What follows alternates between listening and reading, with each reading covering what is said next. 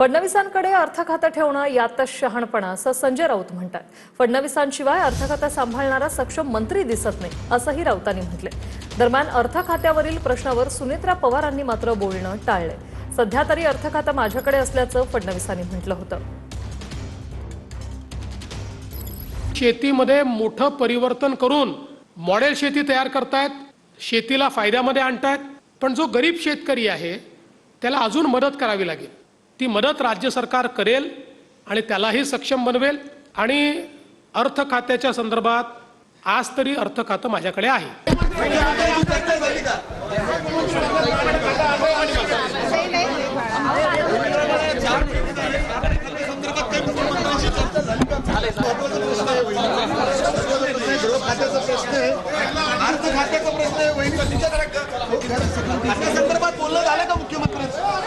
या क्षणी इतकं सांगेन की अर्थ खातं मुख्यमंत्र्याकडे ठेवणं यातच शहाणपण आहे। हे आता माझं मत आहे। अर्थ खातं या क्षणी सांभाळेल इतका सक्षम माणूस मला दिसत नाही महाराष्ट्राच्या राजकारणात। त्याच्यामुळे ते मुख्यमंत्र्यांकडे असणं यात राज्याचं शहाणपण, सगळ्यांचं शहाणपण।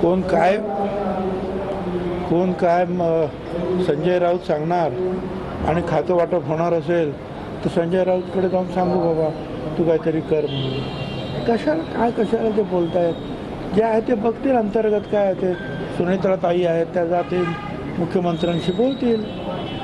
बाकी दुसरं बाहेरून कोणी बोलून काय फरक पडणार आहे का?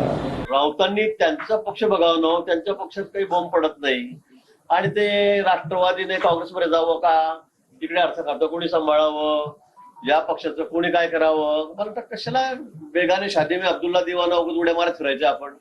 लग्न कोणाचं, बँड कोणाचा आणि लगेच आपण नाचायला लागायचं तिकडे जाऊन। त्याला कोणी विचारलंय? ते कोण ठरवणार आहे कोणतं खातं कोणाकडे ठेवायचं म्हणून? आणि सल्ला देणार आहे आम्हाला? गरज नाही, आवश्यकता नाही। त्याच्यामुळे तुमच्या घरच्या लग्नातच तुम्ही नाचा तुमच्या बँडमध्ये, आमच्या बँडमध्ये येऊन नाचू नका। पवारांनी कुणाला प्रस्ताव दिला नाही ना पवारांना कुणाचा प्रस्ताव आला असं सुप्रिया सुळे यांनी म्हटलंय। पवारांच्या एनसीपीच्या विलिनीकरणाच्या चर्चेवर सुप्रिया सुळे यांचं हे स्पष्टीकरण। तर पवारांनी आधीच प्रस्ताव दिला होता, नाना पटोले यांचा दावा।